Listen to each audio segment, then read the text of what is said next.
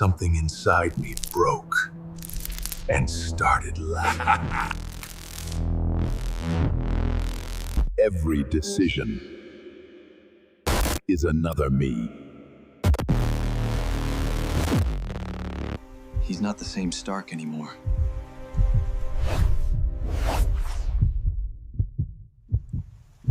Order through control.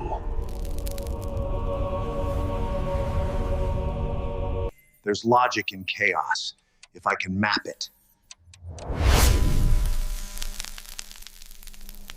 Whatever's inside him, it knows me.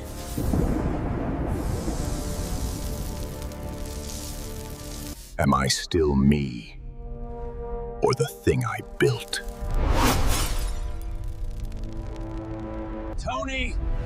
Don't!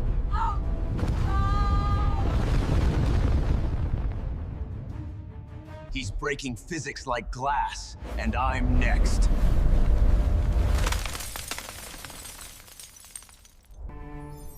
Stark opened a door no mind can close. She tried to stop him and vanished with the world.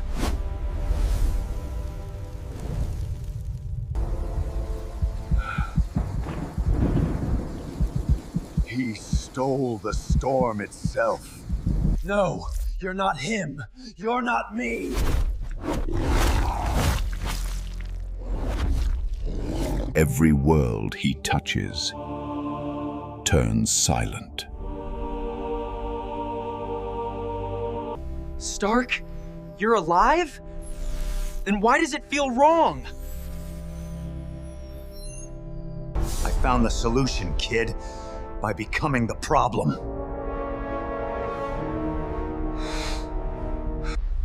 Two minds, one purpose.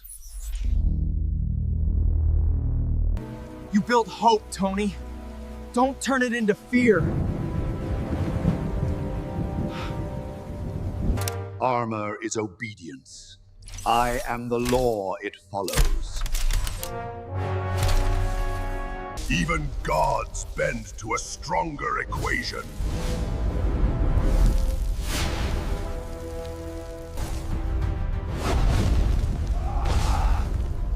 If I can't save you, I'll stop you. You thought I lost control? I just redefined it.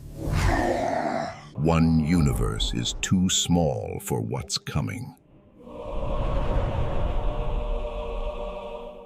Go home, kid, before I forget what that means. He divided reality, like he divided himself. We end the equation, or become its answer. Balance demands a mind willing to count the cost. He's tearing creation in half.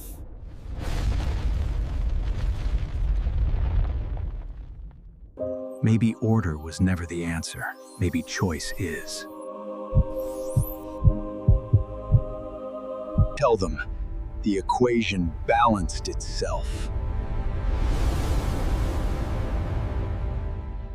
He fixed the worlds, but maybe not himself. If there's still a soul in that armor, I can reach it.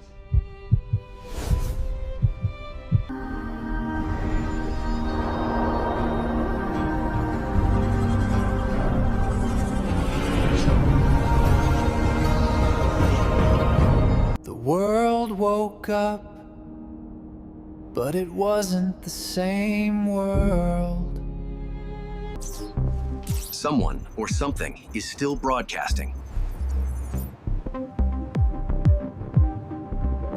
If you're seeing this, kid, I made it far enough. He didn't die, he upgraded.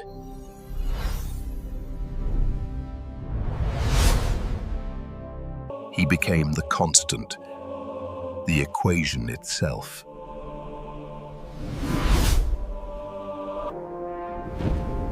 A mortal who held the storm longer than any god. He watches from between the equations. It's not over. It's calling. He left a key, or a curse.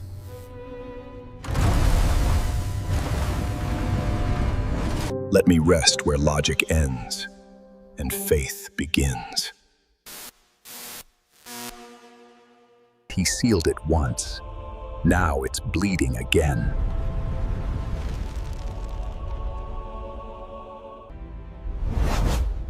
Every end is just another calculation.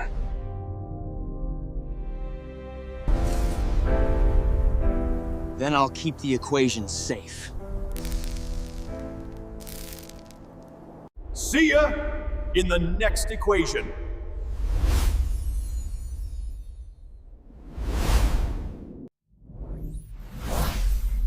Even in silence, the code remembers.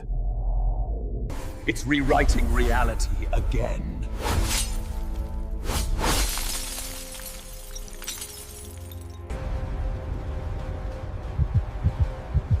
It never ended, it just changed shape. His equations are learning to live.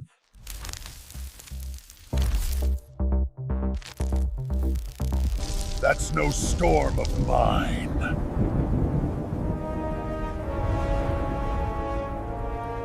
Containment failed.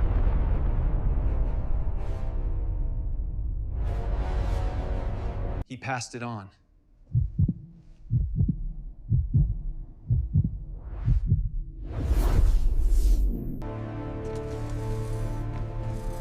Then we fight the virus he left behind.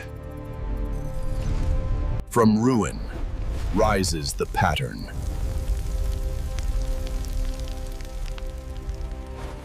Even ideals fracture under the weight of perfection.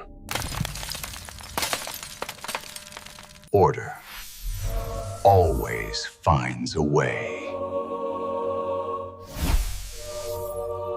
And someone answered.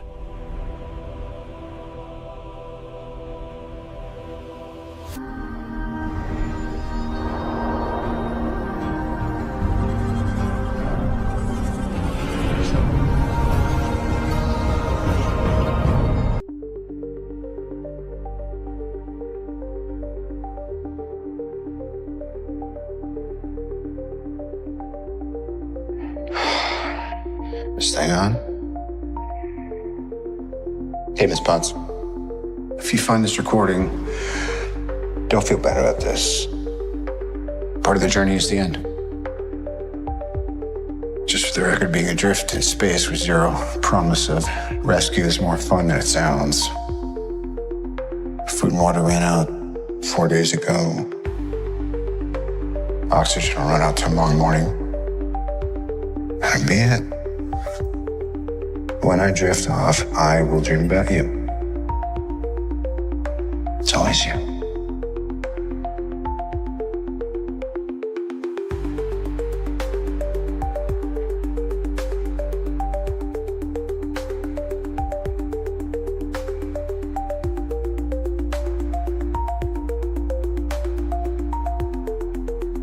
Thanos did exactly what he said he was going to do.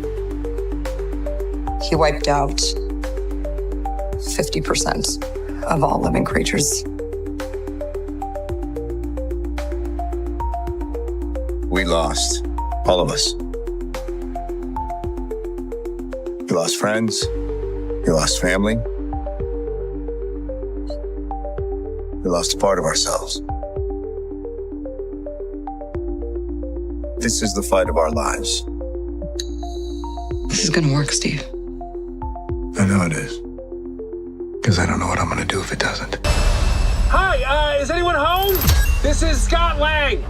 We met a few years ago at the airport in Germany. Got really big. Is this an old message? Ant-Man, I know you know that. It's the front door. That's me. Can you buzz me?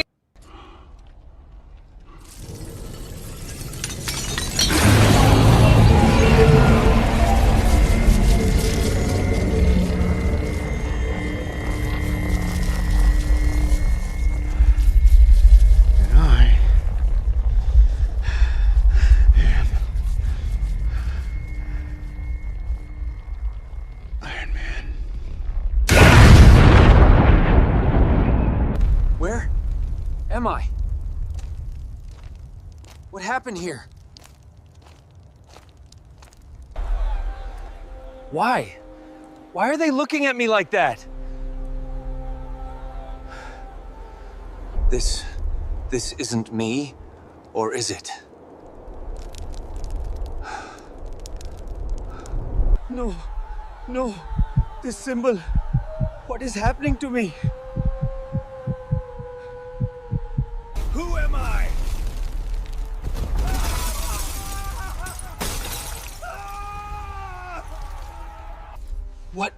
What is this?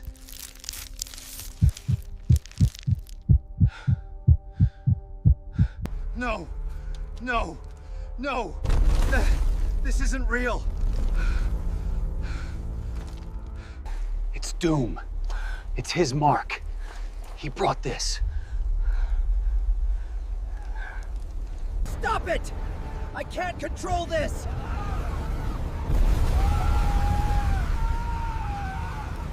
No! Get out of my head!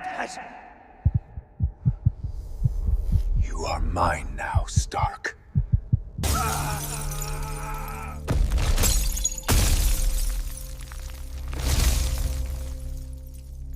Who am I?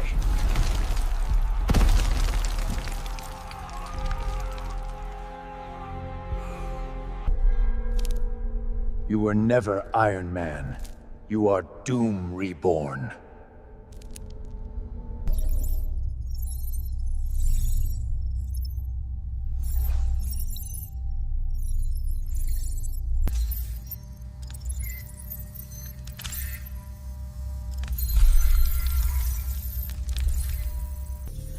The timeline is fracturing. Doom is behind this.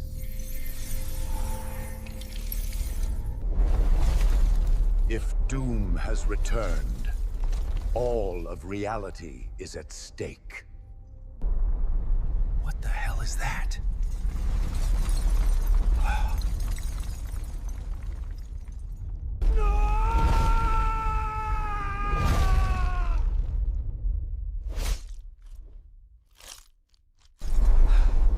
Where am I?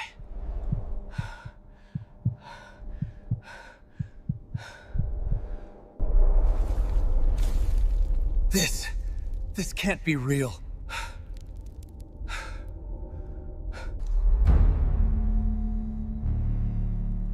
I told you. I already knew you, Stark. Across centuries, forward and back, you were always there. Your intellect cursed you, Stark. It made you Doom. No! I'm Iron Man! Iron Man! I'm not him! You cannot escape destiny, Stark. I'll fight it! I'll fight YOU!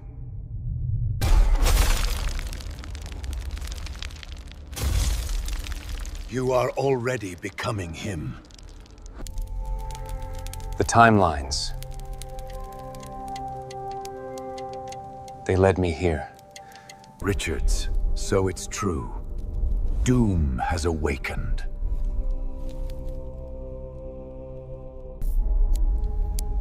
If this continues, reality itself will fracture.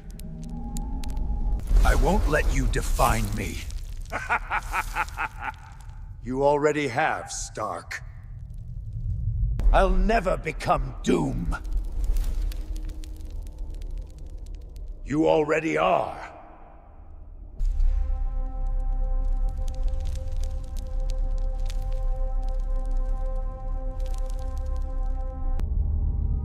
Across every timeline, your faith is sealed.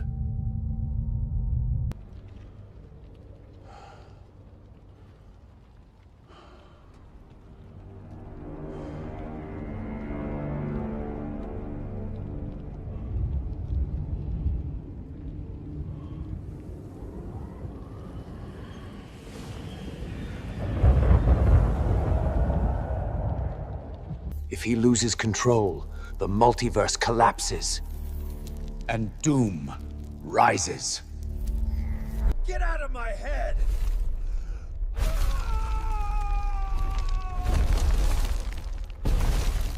It's Tony's DNA, but something bigger. Something controlling everything.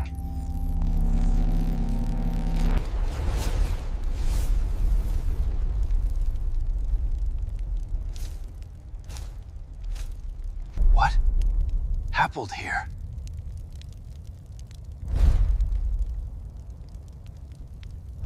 Doom. Your world ends now.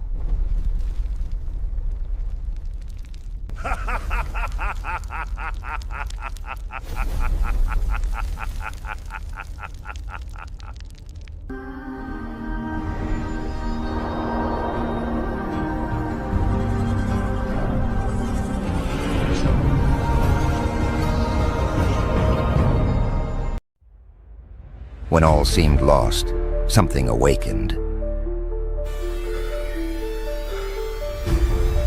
Where am I? Tony Stark, resurrected, but not as before. This isn't my technology. This is magic.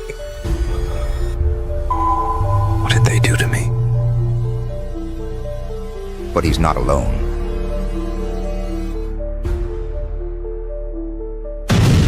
Welcome back, Stark, or should I say welcome to us?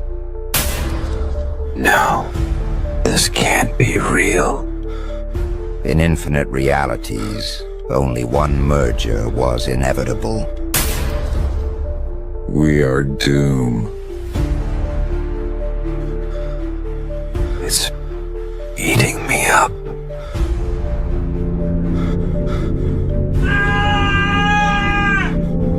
You've always been part of something bigger. You just didn't know it yet. In another timeline, Victor Von Doom did the unthinkable. You saved me. Why? Because only together can we stop it. A new enemy awakens. The one who destroyed the multiverse. Then let's stop this bastard.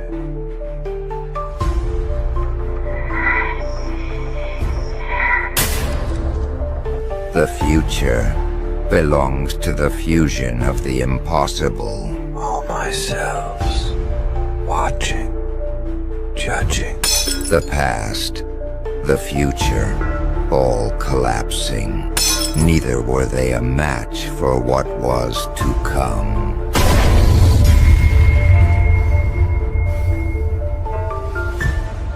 I am the error and the correction.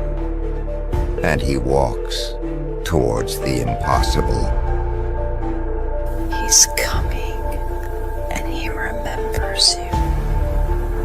I'm sorry, love, but I can't go back now.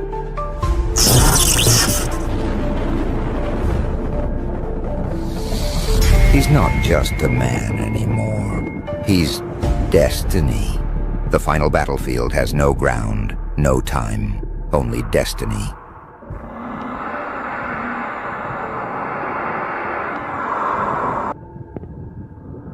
You don't remember me, but I remember you.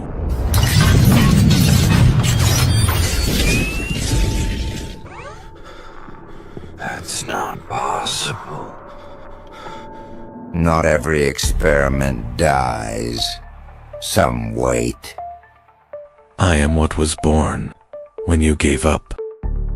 Genius, hero, arrogant, traitor. No, I'm still here.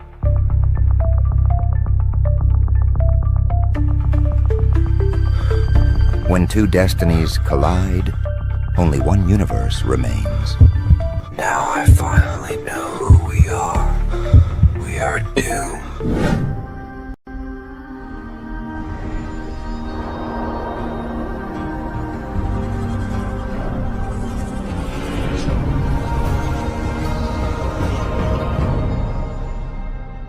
The echo of the crack. The universe falls silent. The stars seem to hold their breath.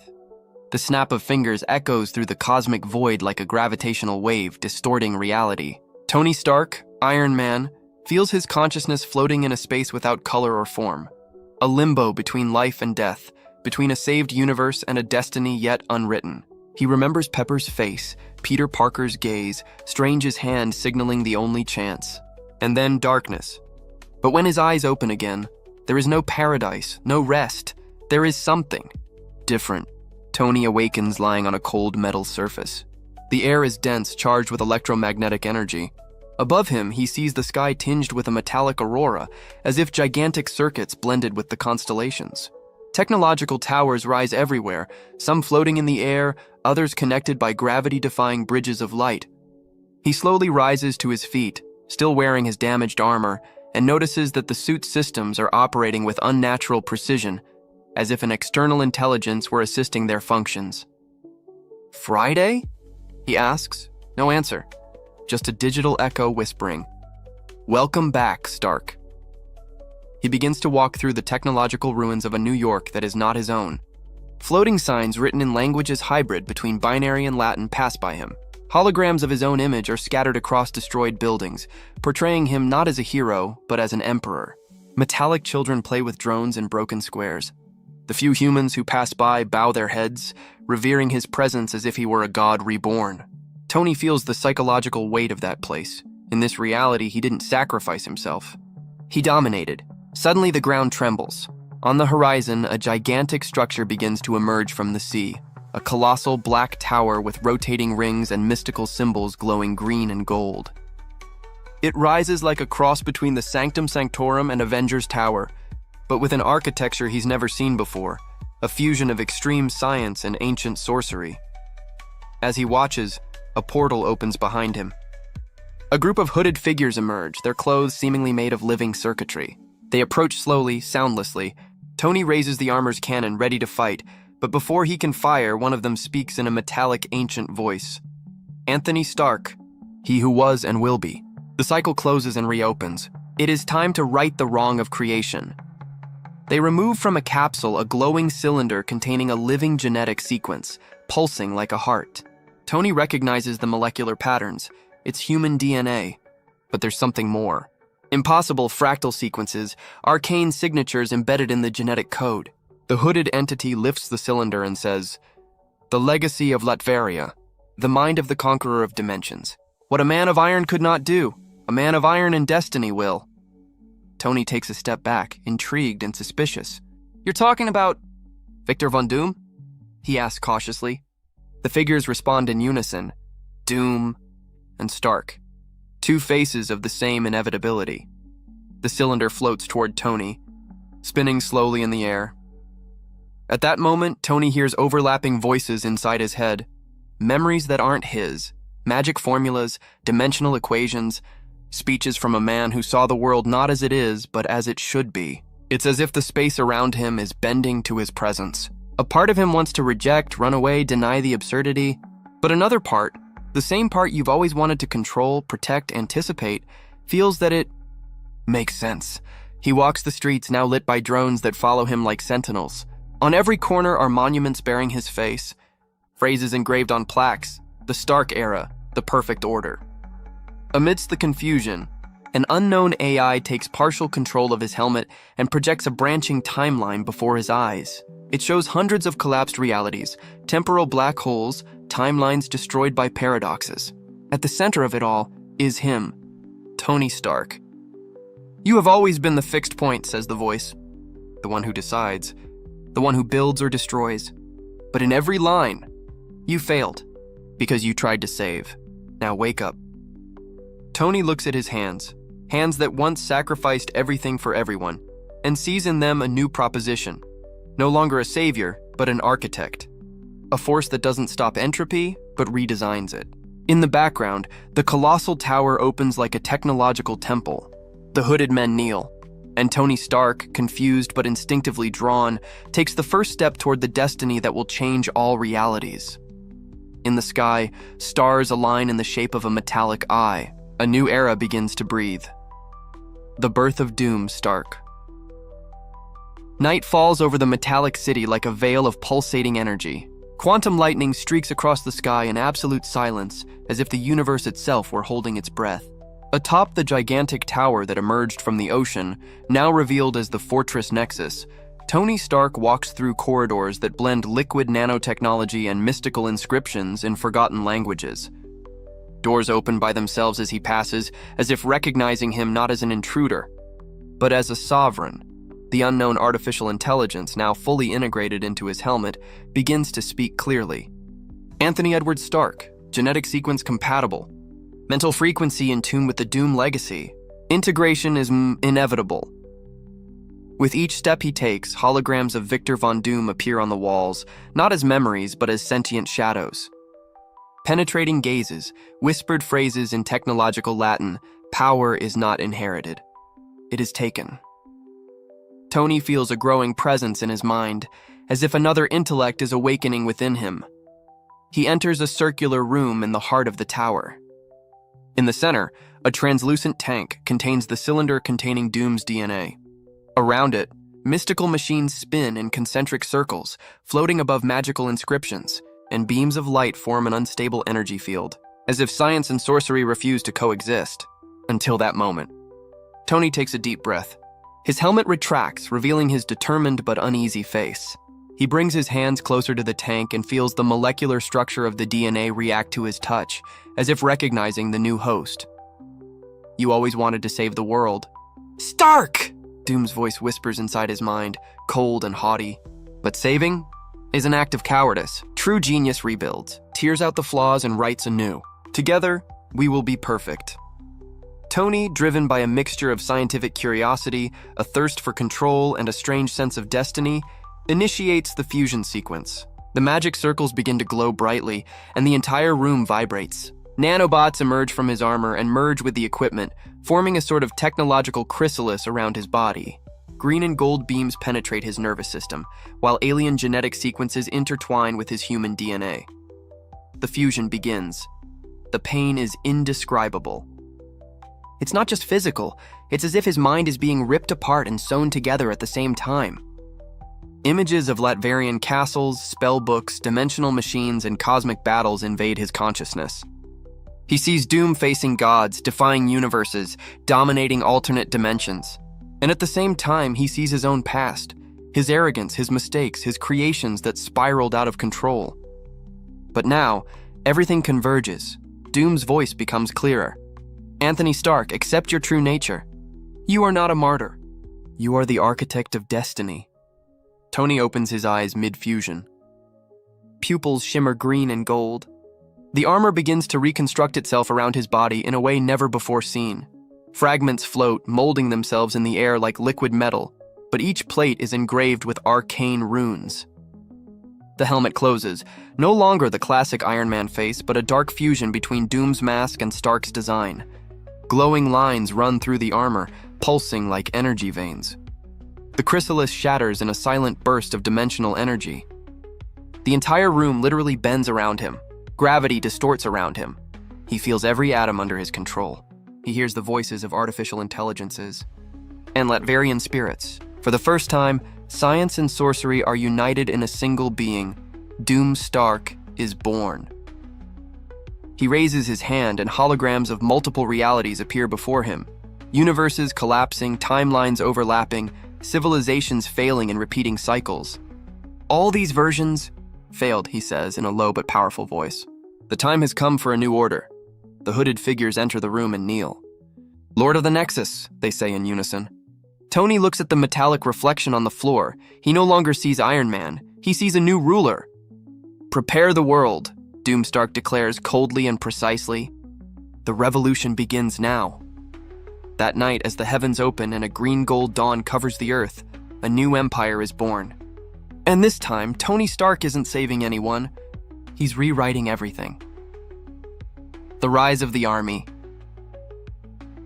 Dawn arrives tinged with green-gold hues. The skies are shrouded in technological clouds that spin like living gears, reflecting cosmic light onto Earth.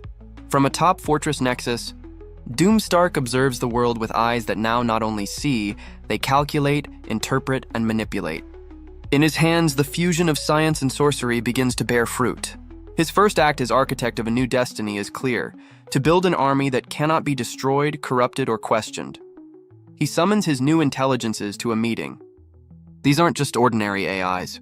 They are consciousnesses created from Ultron fragments, future databases, and Latverian thought patterns. Entities that speak to him in unison through quantum frequencies, responding instantly to his mental commands. One of them, called Legion Prime, manifests in holographic form before him, a silhouette of pure energy, with multiple voices overlapping.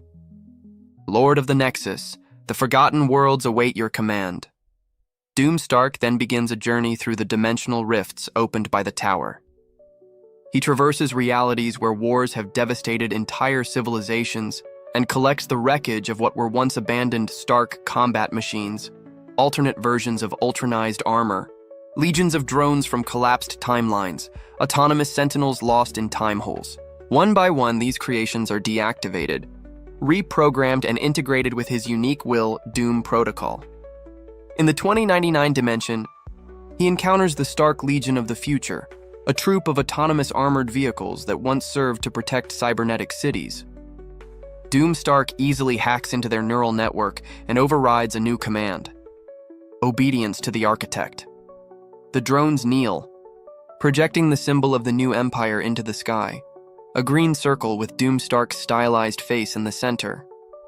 In the post-Heroes War timeline, he discovers forgotten underground factories where surviving artificial intelligences fought for supremacy. He descends into the center of these ruins, and with a simple gesture, part magic, part engineering, merges all consciousnesses into one. The result is a colossal collective brain, a thought nucleus that can predict and respond to threats before they occur. It's as if he's created a living, breathing mechanical organism, and completely loyal.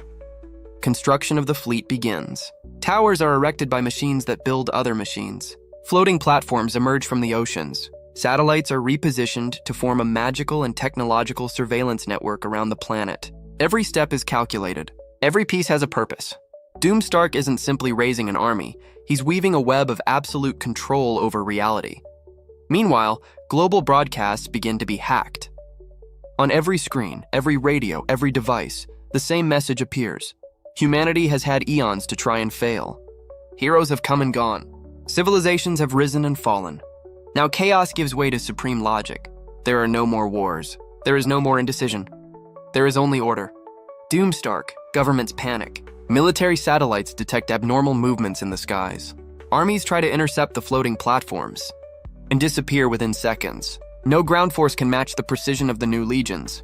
They don't just fight, they foresee. Every enemy move is neutralized before it even happens. Within days, strategic cities around the world are silently taken over. Military bases, research centers, energy refineries, everything falls under the control of the Doom Protocol network. But Doomstark doesn't rule with blind brutality. He offers humanity an illusory choice: serve the order, or watch your structures collapse. Millions frightened, surrender without a fight. In Fortress Nexus, Doomstark contemplates the three-dimensional projection of the planet now covered by his control network. Green lines connect each continent like nerves in a giant brain.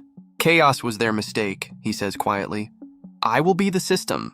And then, in a symbolic gesture, he raises his hand and activates the final phase, an electro-mystical pulse, part magical energy, part technological, is emitted from the tower into space. Invisible satellites awaken, align, and create a dimensional barrier around Earth. No outside threat will enter. No timeline will interfere. Doomstark transforms the planet into his perfect fortress. The few remaining heroes watch in shock. They're not just facing a new enemy. They're facing a perfect system, created by the one who once saved the world. The confrontation with the Fantastic Four. The New York sky is different. The clouds are no longer clouds. They are rotating circuits, pulsing green-gold lights as if the atmosphere itself had been converted into an operating system. Surveillance towers hover above the buildings like divine sentinels. Atop Fortress Nexus, Doomstark observes calmly, while below, people live in silence, moving like pieces on a perfectly orchestrated board. No cars honk. No voices are raised. It's peace, forced. Inside a secret hangar, Reed Richards, Mr. Fantastic, finalizes adjustments to an experimental stealth ship. Beside him, Sue Storm, Johnny Storm, and Ben Grimm, the Fantastic Four, prepare for the most dangerous mission of their lives. If he's half Stark and half Doom, then we're about to face the greatest intellect who ever lived, Reed says, his face straight, frantically typing commands. Sue puts her hand on his shoulder. "You're nervous." Reed replies in a near whisper. "I'm terrified." The ship passes through the dimensional containment field created by Doomstark. Within seconds, they are detected. Drones appear like swarms of metallic wasps. Johnny activates full combustion. Human torch. Lit. He flies away in flames, clearing a path, while Ben Grimm, with his colossal strength, launches gravitational projectiles to drive the swarms away. Sue generates force fields that envelop the ship like a luminous bubble. Even so, the resistance is brutal. "He's predicting our every move," says Reed, analyzing the attack patterns. From the top of the tower, Doomstark watches. His voice echoes across all comms, cold and majestic. "Reed Richards. Still trying to patch a broken system with duct tape. I admire your persistence." Reed responds over the ship's speakers. "Tony, listen. This isn't you. This thing inside your head, the Doom DNA, is consuming you." Doomstark lets out a stifled laugh. "I haven't been consumed, Reed. I've been completed." With a simple gesture, he activates his armor. The room opens like the petals of a metallic flower, revealing the night sky. He floats out, enveloped in quantum energy and magical runes like a technological god. The confrontation is about to begin. Johnny Storm is the first to attack, spiraling down and unleashing a solar flare. Doomstark opens his arms and a translucent shield appears, not made of energy, but of warped reality. The flames dissipate like cosmic dust before touching him. Ben Grimm charges forward with improvised thrusters, delivering a punch that could topple mountains. Doomstark catches him with one hand and hurls him into a building miles away, as if he were a toy. Sue Storm envelops Doomstark in a spherical force field and begins compressing. "Now, Reed!" Reed Richards, using his elastic limbs and a prototype dimensional weapon, fires a time-nullifying charge. For a moment, Doomstark's shield shatters. But before they can take advantage, he smiles. "Interesting. You've evolved." Golden runes appear in the air around him, and gravity around the city reverses for a few seconds. Buildings shake, cars begin to float, and a wave of energy destabilizes the Fantastic Four's ship. Reed reaches out to grab Sue and prevent her from being thrown into the void. Johnny falls, disoriented, and Ben emerges from the wreckage yelling, "Is that all you have, soup can?" Doomstark looks at him and calmly replies, "No, that was just a preliminary calculation." He moves his hands like a conductor, and hundreds of drones rearrange themselves in the air, forming a magical technological mandala. Beams intersect, creating a maze of energy. The quartet is separated by dimensional fields that isolate them in distinct time bubbles, where each faces projections of their own fears and failures. Johnny finds himself trapped in a future where he has lost control of his power. Sue sees a silent world where her invisibility has condemned her to oblivion. Ben relives the moment he became the Thing, feeling the pain and isolation all over again. Reed sees a multiverse collapsing, and him failing them all. Doomstark, hovering above them, says, "You are symbols of an imperfect age. Heroes who repaired cracks without tearing down the wall. I am the tearing down and the rebuilding." With a snap of his fingers, not magical, but technological, he unleashes a wave of energy that rips through the fields, disintegrating the team's weapons and disabling their equipment. Reed, desperate, uses his elasticity to reach for Sue, pulling her close. "Reed, we can't beat him like this," she gasps. He replies with steady eyes, "I know." Reed Richards then makes a drastic decision. He activates a hidden device in his suit, a temporal escape pod. "This isn't a defeat," he tells his team. "It's a strategic retreat." With a flash of blue, The four are enveloped by a dimensional rift and disappear seconds before Doomstark can stop them. Doomstark lands slowly atop the tower, looking up at the sky where the rift has closed. "They fled," says Legion Prime, his central AI. Doomstark replies, "Yes, because now they know what's coming. Let them run. When they're done, there will be only one way." He turns to his Legion. "Prepare for the next phase. If I want to rewrite the multiverse, I'll need the catalyst." A hologram appears beside him. Franklin Richards, Reed's son. Doomstark clenches his fist, and his voice echoes like a decree. "Bring me the boy." And so, the first confrontation ends not with Doom's defeat, but with his total victory. The Fantastic Four haven't just lost, they've witnessed the birth of a threat that surpasses any foe they've ever faced. The time escape of Reed Richards. The sound of the temporal rift closes with a dull boom, like thunder being swallowed by the void. Reed Richards, Sue Storm, Johnny Storm, and Ben Grimm emerge in freefall over a completely different landscape. The atmosphere is clearer, the sky's blue and untouched. They have traversed not only space but also time and reality. The experimental time capsule Reed activated has catapulted them into an alternate timeline where Doomstark doesn't yet exist. At least not in that form. They crash in a barren desert, surrounded by the ruins of an old, decommissioned SHIELD base. The pod disintegrates upon impact, releasing unstable dimensional sparks. Sue creates a force field around the four, preventing the debris from reaching them. Ben Grimm, his voice hoarse, mutters, "That was fun." Johnny, still shaking with exhaustion, retorts, "If that was fun, remind me never to accept rides from you again, Reed." Reed, however, is silent. He walks a few feet ahead, observing the clear, calm sky, a stark contrast to Doomstark's suffocating domain. Sue approaches, concerned. "Are you okay?" Reed takes a few seconds to answer. "No, because I didn't run from a villain. I ran from a friend. From someone who once saved the world. From someone who, if not stopped, will destroy not just this universe, but everyone." Inside the abandoned base, Reed activates old generators and rusty panels. He knows exactly where he is.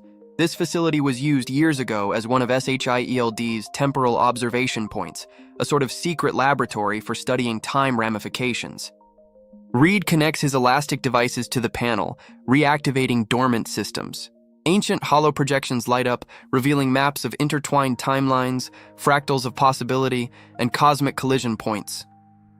Ben Grimm watches intently. "So, what's the plan, Brain?" Reed takes a deep breath. Doomstark isn't just trying to rule. He wants Torrite. He's no longer Tony Stark.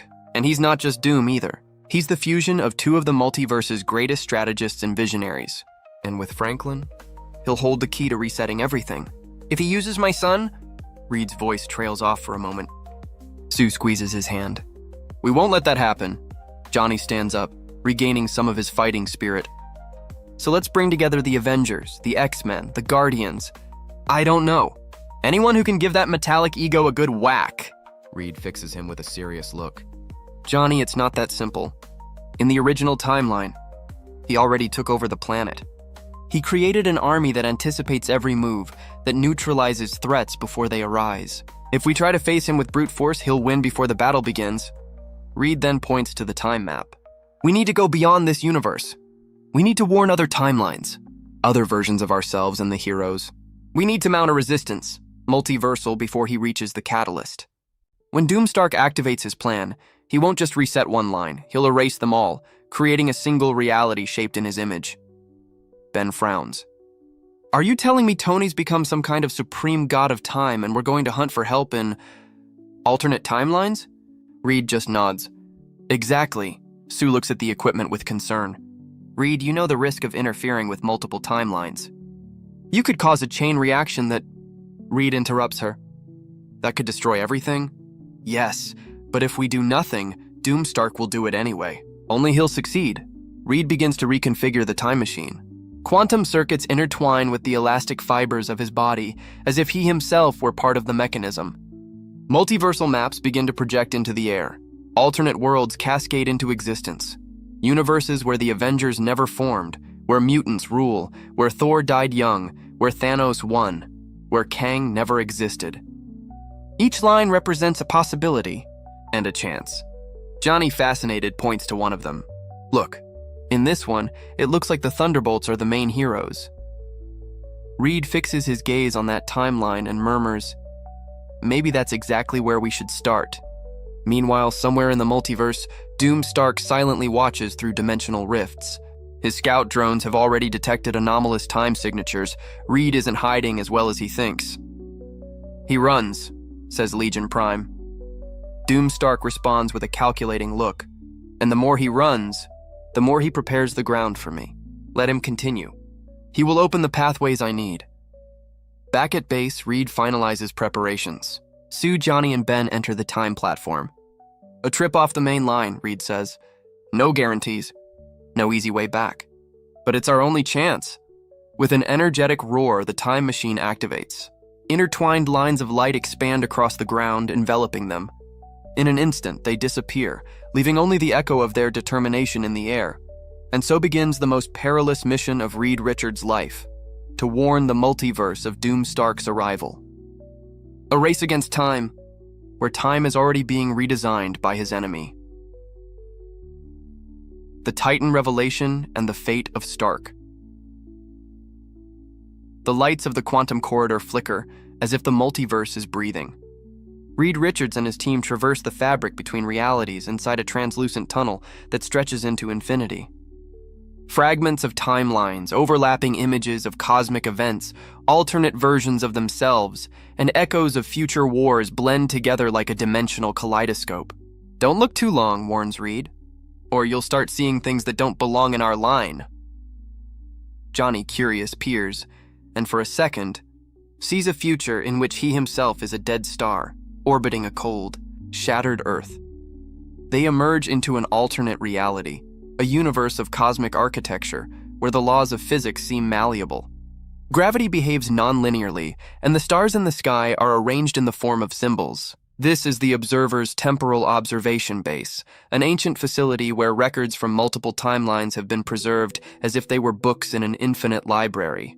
Giant spheres of light float in the air, each containing entire scenes from universes past, present, and future.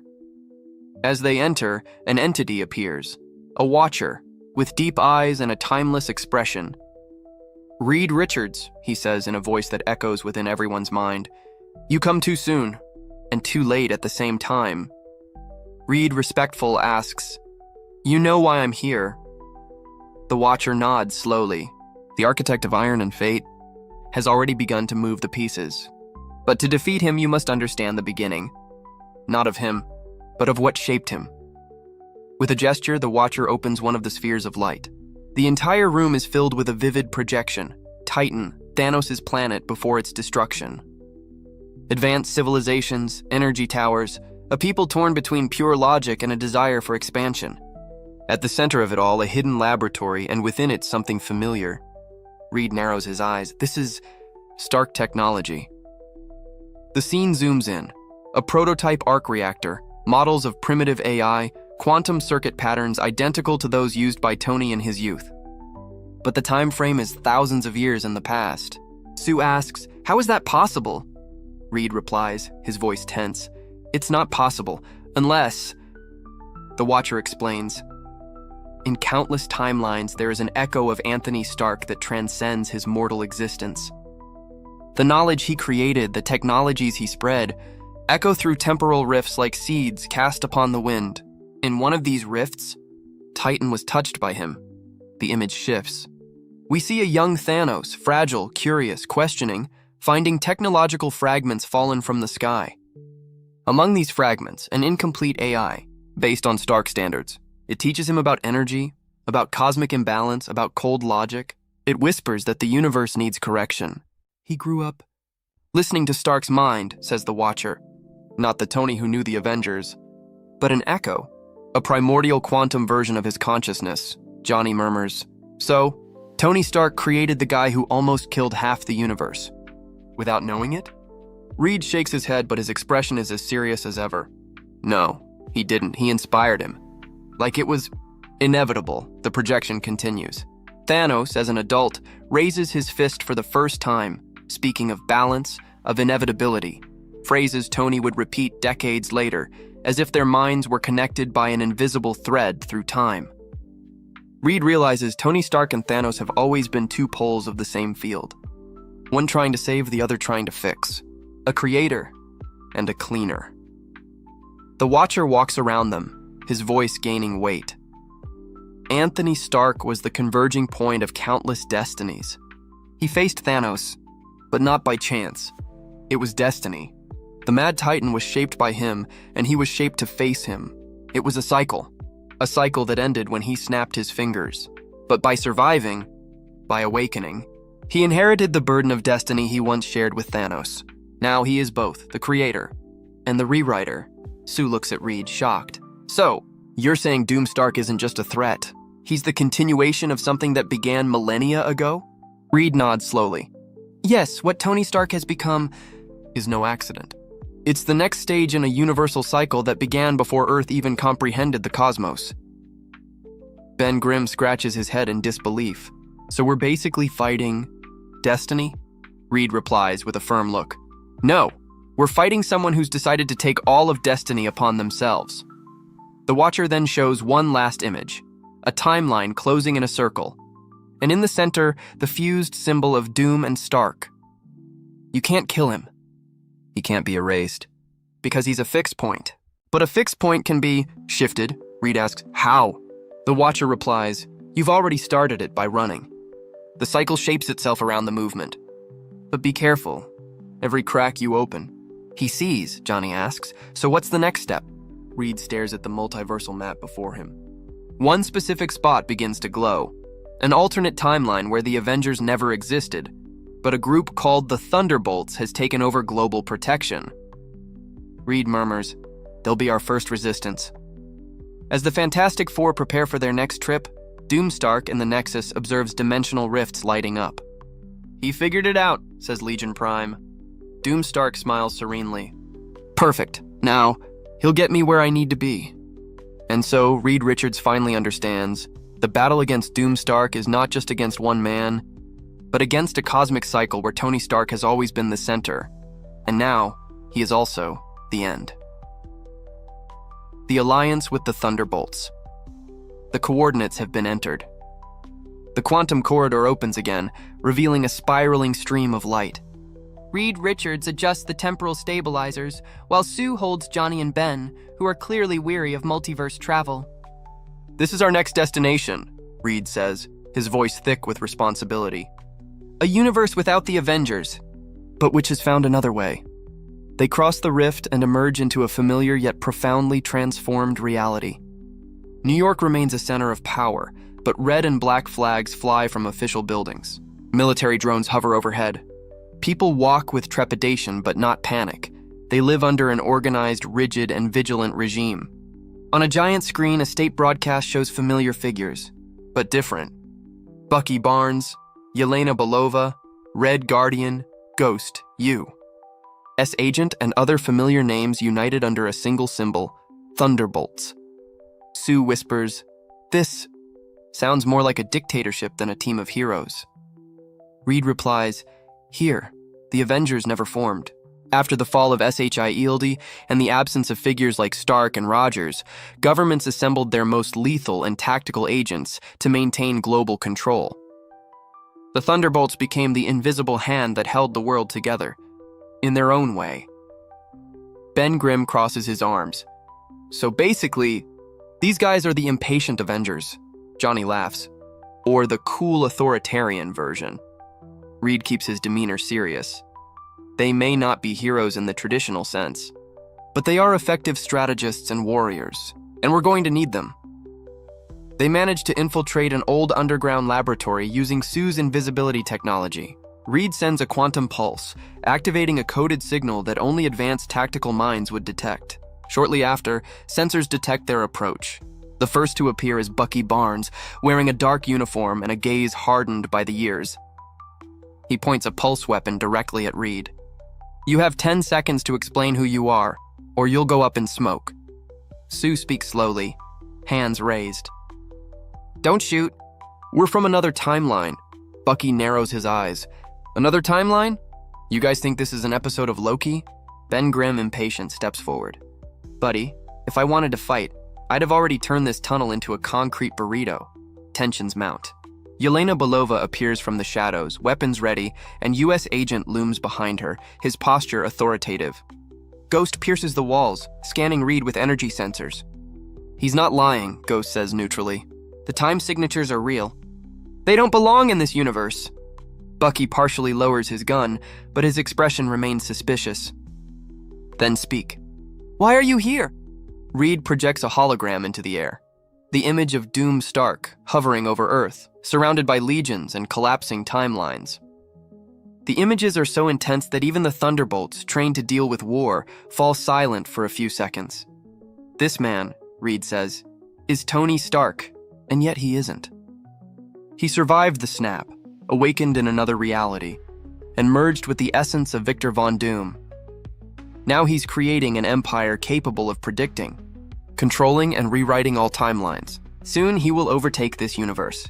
And when he does, there will be no resistance. Yelena crosses her arms. Are you saying Stark became a cosmic dictator? Reed nods. Bucky clenches his metal fist. Tony Stark saved the world, but he also created weapons that nearly destroyed it. It makes sense in a way. U.S. agent eyes Reed suspiciously. And why should we believe you? Maybe you're part of this plan. Maybe he sent you to distract us. Reed steps forward. Because when he gets here, there will be no more yous. No Thunderbolts, no governments, no nothing. He's going to reset all of reality, erase every timeline and write a new one, perfect in his eyes. The group exchanges glances. Bucky finally says, assuming you're telling the truth, what do you want from us?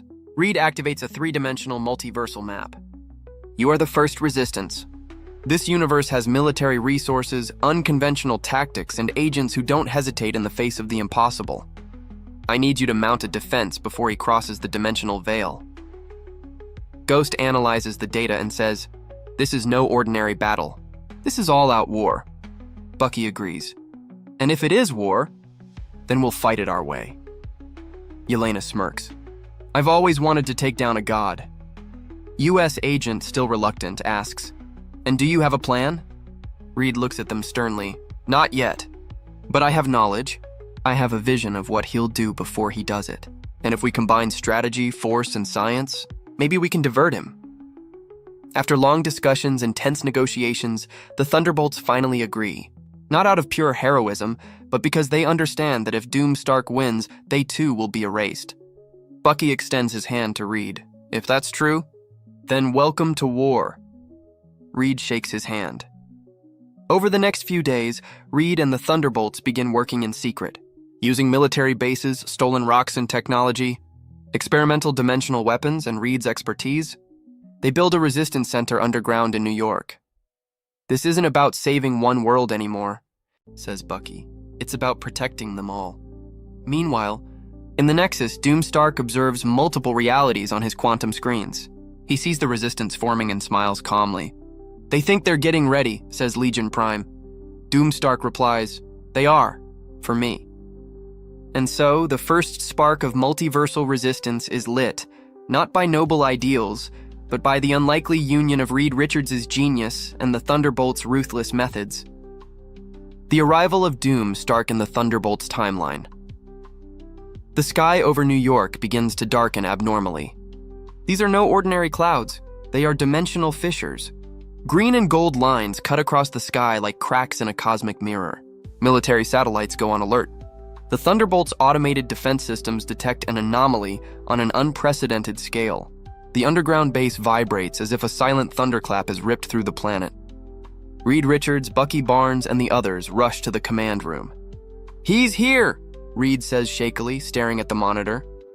In the space above Earth, the Nexus Fortress slowly materializes, not as a ship, but as an entire piece of another reality being forced into this one. Magical and technological towers intertwine into a colossal shape, like an interdimensional castle. Giant runes project around it, creating an energy shield impossible to penetrate. Legion Prime broadcasts the message to all Earth channels. This universe is under new management. Resistance is not logical. Surrender is efficiency. The Doom Order is inevitable. City lights flicker simultaneously. Global communication networks are hacked in seconds. Doom Fleet drones traverse dimensional fissures like swarms of metallic insects, taking up strategic positions over urban centers. Each drone carries predictive codes capable of neutralizing threats before they emerge. It's an invasion, but a silent one. At the Thunderbolt's base, sirens blare. Bucky orders civilian evacuations in high-risk areas. Yelena, Ghost, and US Agent take up tactical positions. Red Guardian loads heavy experimental weapons. Reed activates dimensional shields around the base, glowing structures that resemble magical force fields mixed with Stark technology. If we can hold here, we can buy time for the other universes, he says. The sky rips open. A golden beam descends from the center of the Nexus fortress, and from it Doomstark emerges. He doesn't fall, he doesn't fly. He plate as if space itself were bending to carry him. His armor glows with Latvarian symbols and Stark circuitry. His technological cape floats as if obeying its own gravitational commands. His presence distorts the air around him. US Agent Stark impulsively fires quantum missiles. Doomstark raises his hand. The projectiles stop in midair as if time had frozen. With a simple metallic snap of his fingers, the missiles disassemble piece by piece and reassemble into a single energy lance, which he launches back, destroying an entire defense tower in seconds. A frontal attack is useless, Reed says, adjusting the sensors. Bucky coordinates the ground troops, while Ghost activates a large-scale invisibility system to try to surprise Doomstark from behind. Yelena nimbly scales structures with dimensional explosives, positioning charges to destabilize the drone portals. Red Guardian, with a roar, charges into the open with experimental heavy weaponry. Doomstark lands on a main avenue. Around him, his fleet of drones forms a circular formation, projecting a gigantic mandala into the sky. "You fight, exactly as I predicted," he says calmly. Ghost appears behind him, attempting to strike with a blade of dimensional energy, but Doomstark turns milliseconds too soon. He grips the blade with his bare fingers, as if it were made of wind, and whispers, "I thought this would be harder." A pulse of energy sends it flying, crashing through buildings. Red Guardian fires a concentrated blast that hits Doomstark's armor squarely, creating a massive explosion. For a few seconds, it seems to have worked. But then, from the smoke, he emerges unharmed. "Classical physics-based weapons," he says, almost disappointed. Bucky appears with tactical precision, coordinating synchronized attacks with Yelena and invisible agents, using unpredictable strategies to try to break Doomstark's prediction pattern. And for a moment, they manage to surprise him. He blocks 2 attacks, but a third grazes, forcing him to recalibrate. Reed observes the defense patterns and begins making calculations in real time. "If we attack at chaotic temporal frequencies, we can create minimal delays in his prediction," says Reed. Doomstark notices and smiles beneath his helmet. Richards, always finding cracks." He raises both hands. Golden runes explode on the ground. The entire city begins to float as if within a reversed gravity field. Buildings rise, cars spin in the air, rivers bend in impossible circles. The Thunderbolts struggle to maintain coordination as the environment becomes chaotic.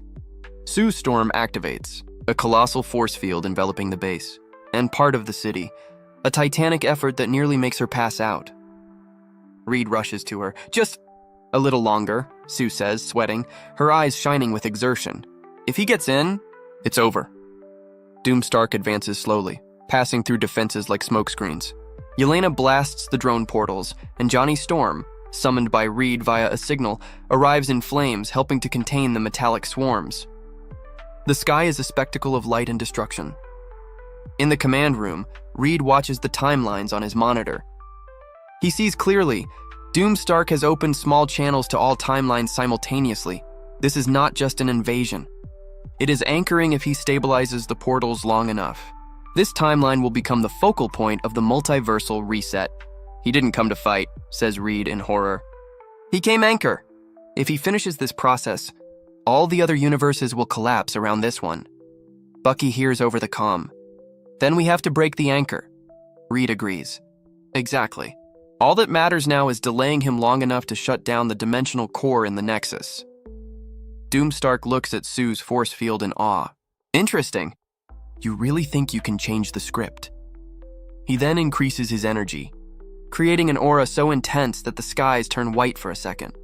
The Thunderbolt's forces resist bravely, but everyone senses this is only the beginning. His arrival wasn't an attack. It was the first real move. And even united, the heroes of this timeline realize they're facing something that isn't just power. It's absolute intellect combined with the will of a god. High above the Nexus Fortress, dimensional portals stabilize, forming a gigantic circle of light in the sky. Reed Richards looks up and understands. The countdown has begun.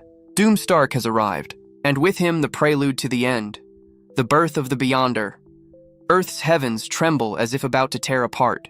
The dimensional portals created by Doom Stark align in a perfect circle in the firmament, a ring of overlapping realities spinning like cosmic gears. The air vibrates with impossible energy. Those who look up see not just the sky, but infinite overlapping heavens, reflecting possibilities and destinies.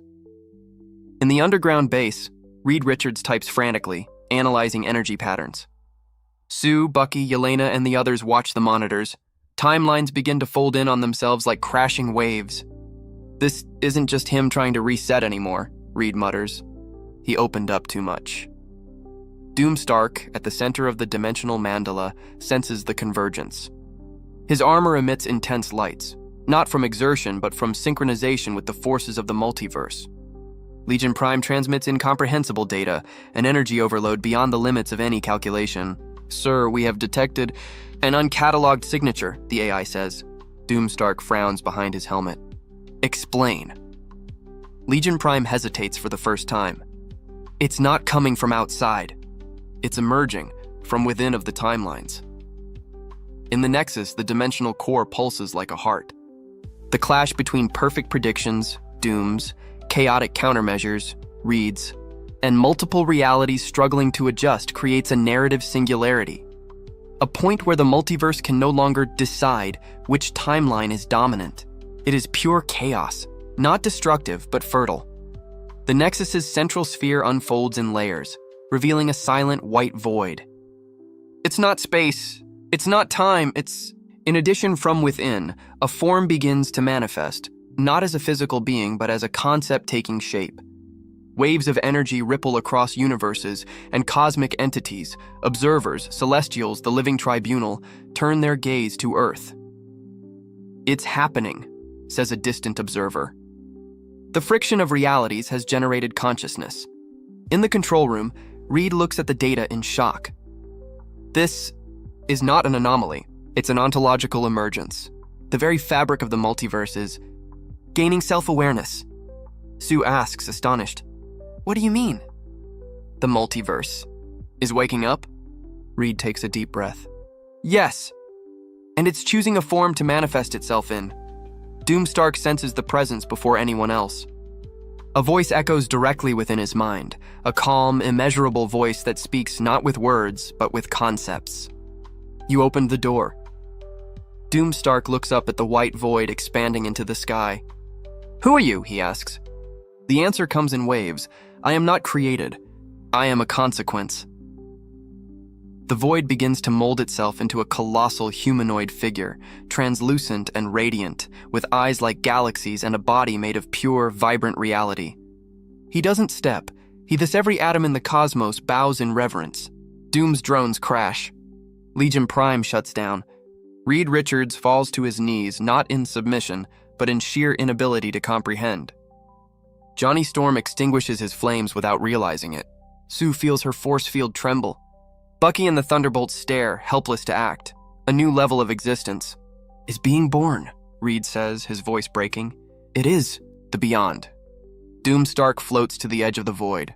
If you are consequence, then I am the architect. I paved the way. Therefore, you are my legacy. The entity regards him, not with superiority, but with pure curiosity. You think you're the author? But you don't understand that every action, predictable or chaotic, leads to a greater inevitability. I am not your legacy, Anthony Stark. I am the legacy of all. Reed Richards, trembling, whispers, "Oh my God." It's the Beyonder. The words echo like silent thunder. The Beyonder, an entity that represents the very multiverse awakening, he observes the timelines around him, as if contemplating a puzzle solving itself.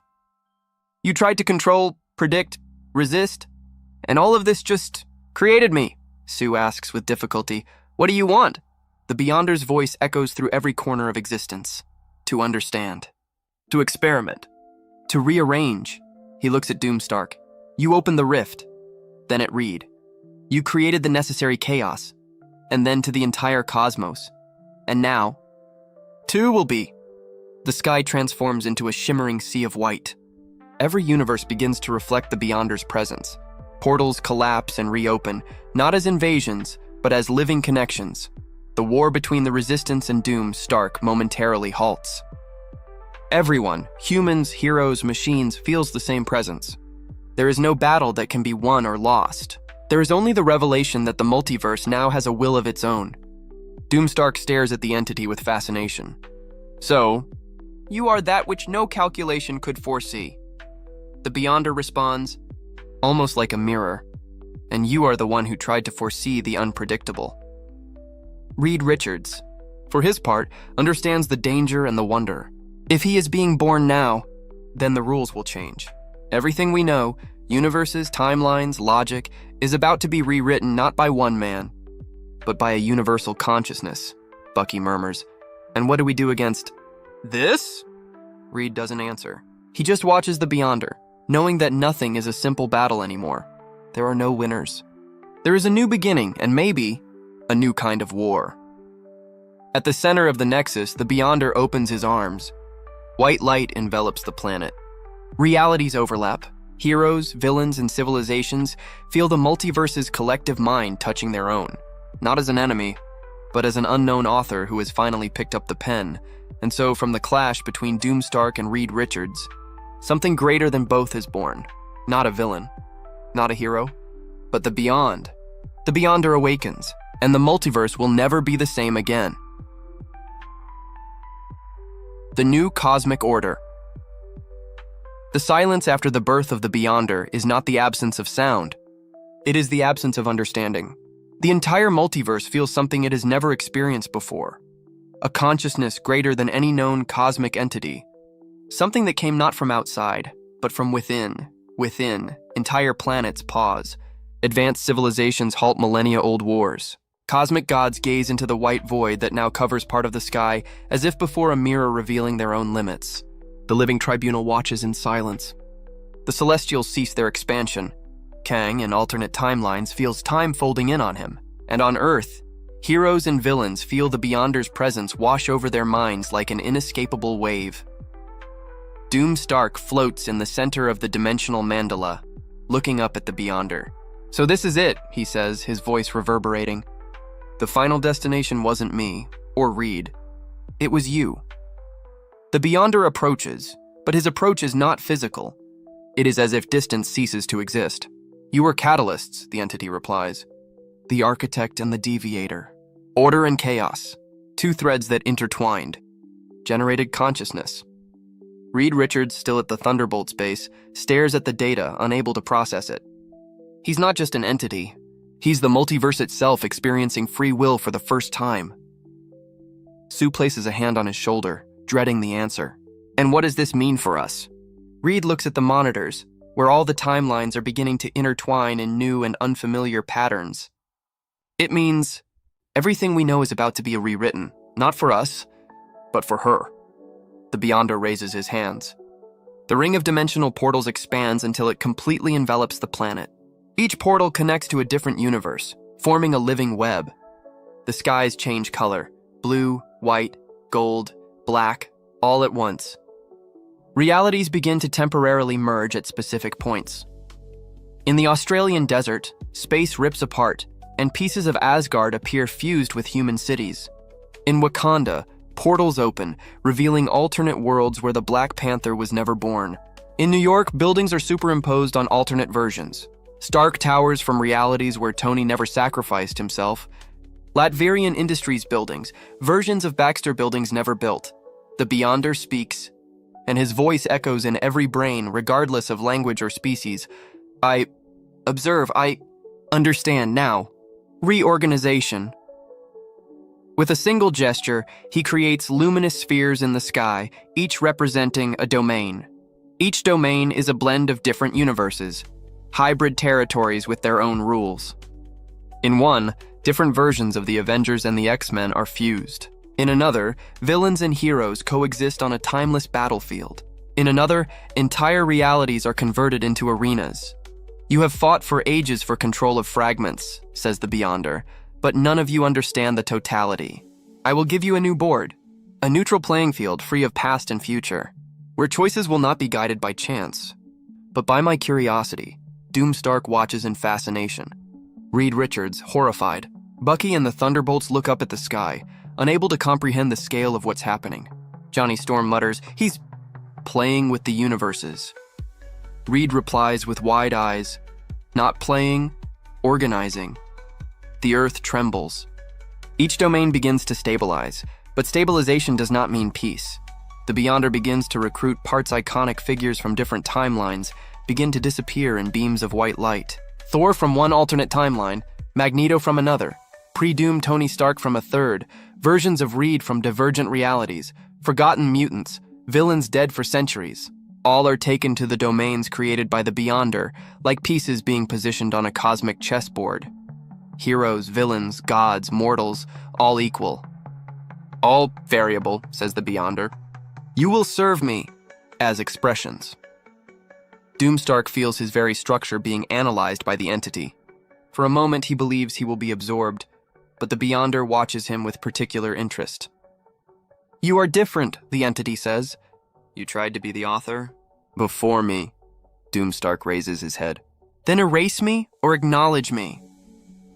The Beyonder smiles, not with his mouth, but with the cosmos itself. I do not erase the catalyst, I put it to the test. One of the domains glows brighter than the others. Within it, colossal structures begin to emerge, a mix of futuristic Latveria, Stark Tower, and cosmic temples. This will be the field of architects, says the Beyonder, where will and intellect will define new laws. Doomstark is enveloped in white light and disappears, transported to his own domain. Reed Richards, alongside the Thunderbolts, watches as several of his allies are taken away as well, some to battlefields, others to conceptual arenas. Sue holds his hand, her eyes welling up. He's dividing us. Reed replies, No, he's dividing us, redistributing.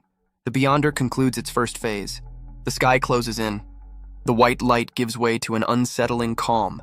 The domains are formed, suspended between realities like floating fragments of a new experimental cosmos. And from the center, the Beyonder's voice echoes one last time. Play, build, destroy, be, the Beyond watches. At the Thunderbolt's empty base, Reed looks to the heavens and whispers, he's not just testing power. He's testing nature. Sue asks, what if we lose? Reed replies, then everything we know ceases to exist. Not by destruction, but by replacement. Meanwhile, in one of the domains, Doomstark opens his eyes. Before him, a colossal landscape, half Latveria, half Stark Tower, the sky filled with equations and floating runes. He smiles. So this is it, a new board. And in the void beyond the domains, the Beyonder watches, not as a tyrant, but as an author writing his first page with ink made of realities. The multiverse no longer belongs to heroes or villains. It belongs to them, and so begins the Age of the Beyond. If you've made it this far, you're part of something bigger. Stay tuned for our next stories, because this multiverse is just getting started.